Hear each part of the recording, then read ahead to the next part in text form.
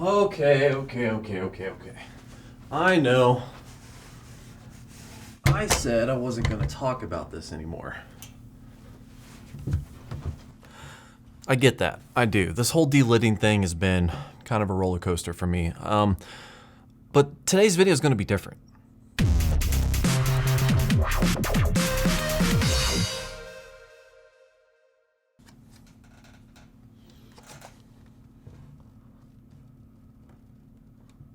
Perfect. So in today's video, I have something new. I'm going to try a different route. Delidding and relidding with the stock IHS just didn't work out for me. Maybe I have a bad chip, maybe I screwed it up. I have no idea. But either way, in today's video, I'm going to use a debauer kit that allows me to directly attach the cooling plate from my all-in-one cooler right onto the chip. Basically just bypassing the IHS altogether and hashtag work, possibly, maybe, question mark? Now, this cost about $100. Getting it from the UK, I couldn't find anything here in the States, so I had to get it shipped from the UK. After everything was said and done, cost about $100. $100 for 2 pieces of aluminum, I guess, and some screws. And I am still gonna go with liquid metal. I think so anyways. There should not only be liquid metal on the die once I get it delidded again, but I do still probably have a little bit of liquid metal left, even though I've actually utilized it like 3 or 4 different times trying to do this delid thing. I should still have enough. I mean, you don't really need that much liquid metal. So hopefully I have enough, and hopefully it won't screw up my computer. I forgot to get nail polish again. Damn it. Oh well, throw caution to the wind. Let's just hope it works without covering the capacitors. So before I jump into this, I do want to cover some of the tools that are needed in order to accomplish the task today. To start off, I will need some tweezers. Then I have a knife here that I hope has a Phillips-sized screwdriver in it. Then of course I need an Allen wrench, Torx.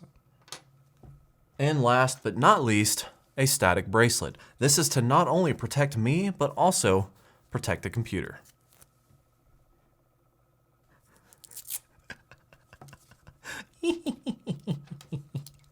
Just kidding, none of this matters. But for real though, I guess the only thing I need to do now is just try not to screw this up more than I already have.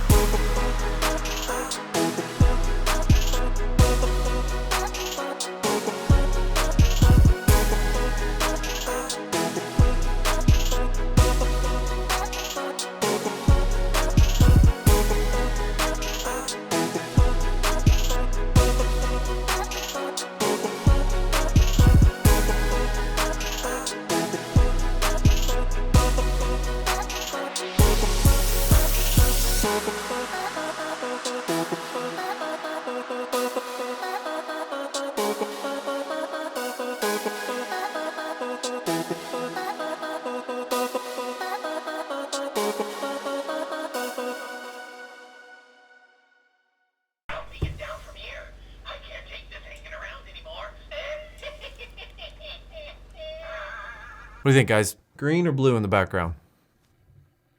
Okay, so I did the direct eye mount. As you saw in my little montage, everything seemed to go pretty well, looked really good. It was a very interesting process, getting all that set up, taking off the original mounting bracket, putting on the new plate, and essentially just mounting the cooler directly to the die of the CPU. So that was all extremely interesting, actually. As soon as it was done, of course, I powered it on, and my temperatures were not really that good. So after I put it together and I tested it and it was out of control, I decided to take the computer apart again, take the CPU cooler off, and I kind of noticed that it looked like I didn't have enough liquid metal.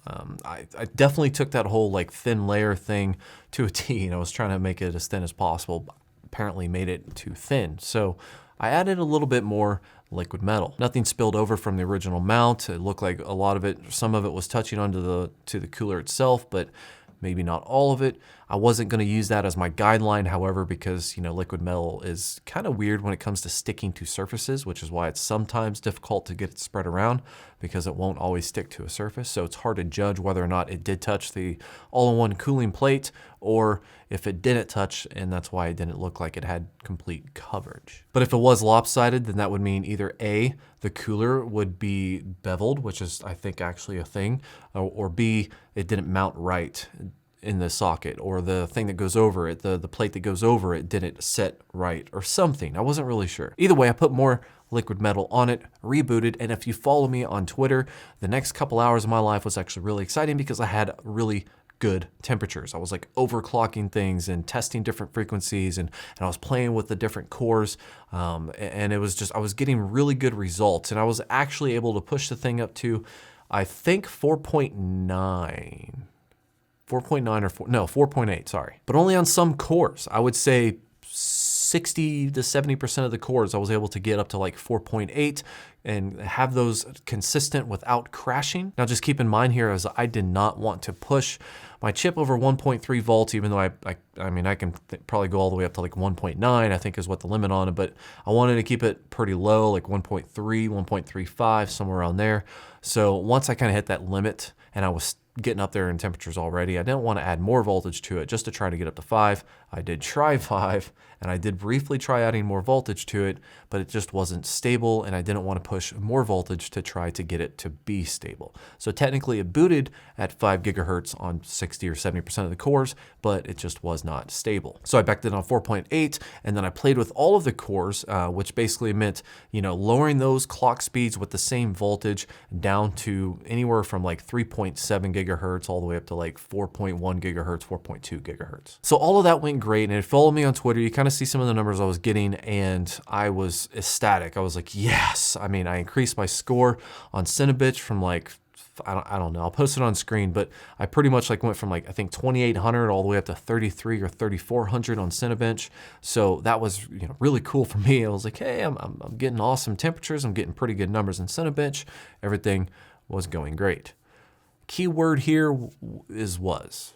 So I do all of that, go to bed, go to work, come back the next day, and I load up Premiere Pro, and I'm going through and I'm editing the footage that you actually saw in the montage, and I noticed, because I monitor it consistently, my temperatures, like more than half of the cores were over TJ Max, or at TJ Max. I mean, we're talking like dead on 104 degrees. So I just panicked and I turned the thing off. And no, I didn't just unplug it or do anything stupid. No, instead what I did is I decided right then and there is that liquid metal, it ran great for one night, and I got a couple few hours of amazing overclocking temperatures, but now it's backfiring on me. So now I have to open it up and replace it with regular thermal paste. Because remember, I've already taken it apart once, reapplied more, put it back together, and now this is happening again, and I'm having horrible temperatures. So I just said, screw it. Screw liquid metal. I'm done with it. throwing that out the window. I'm going to paste. After all, using good thermal paste with a direct dye mount all-in-one cooler, I should get pretty good temperatures, right?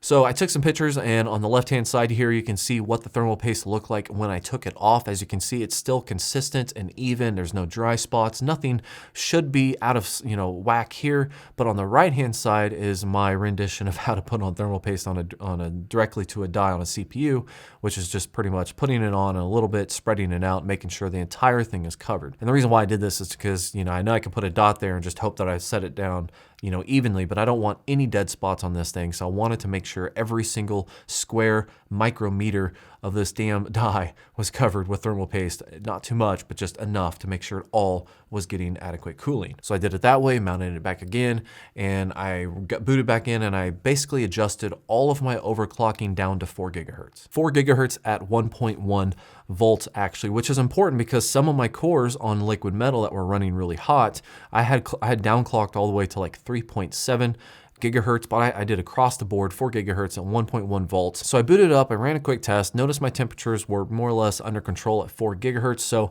I went back into my overclocking based off the temperatures that I saw, and I set it to 4.2 gigahertz at 1.1 volt. And that is more or less where I am now. Now, before all of this, I had it downclocked or only overclocked to 4 gigahertz, and I was hitting some pretty high temperatures, sometimes 94, 96, 98 degrees, and that was kind of my motivation to do this. This was also with liquid metal, with it being sealed with the original stock IHS, but now it's at 4.2 gigahertz with thermal paste without an IHS, directly die mounted. My next step is I'm going to let this sit for a couple more days, probably 2 or 3 days, or maybe to this weekend, and I'm going to take off that cooler, and I want to take a look at the pattern, like how it's set on the cooler versus how it's set on the chip, and I want to make sure that all the connections, like it's sitting properly, and thermal paste should allow me to see that and see if there's any kind of issues with how it's actually sitting down, because I do still have some hot cores. I have some cores that are hitting 96, 97 degrees still. So I know that those cores were the troublesome cores before, so I know I have these cores that run hotter. I had those cores downclocked to like 3.7 gigs, 3.8 gigs, whatever. So I think it's probably just the chip. The chip is being weird, and that's just the way it is. I lost the silicone lottery, but I do want to take it off. I want to look at it, probably resituate the thermal paste and put it back on there if everything looks decent. But really what it comes down to now is that before this whole direct die mount project of mine, I was only able to run about 4 gigahertz with still pretty concerning temperatures. And now, once I redo this whole thing, I'm probably going to downclock a couple of those troublesome cores back to 3.7 or whatever I feel comfortable with. And now I have a stable, fairly decent running, temperature-wise, CPU about 4.2 gigahertz. And the funny thing here is that I could actually go much higher on a lot of cores. Like there's some cores that like run max of like 65 or 70 degrees, and the other cores are like running like 90, 96. So I can actually go higher on a few select cores.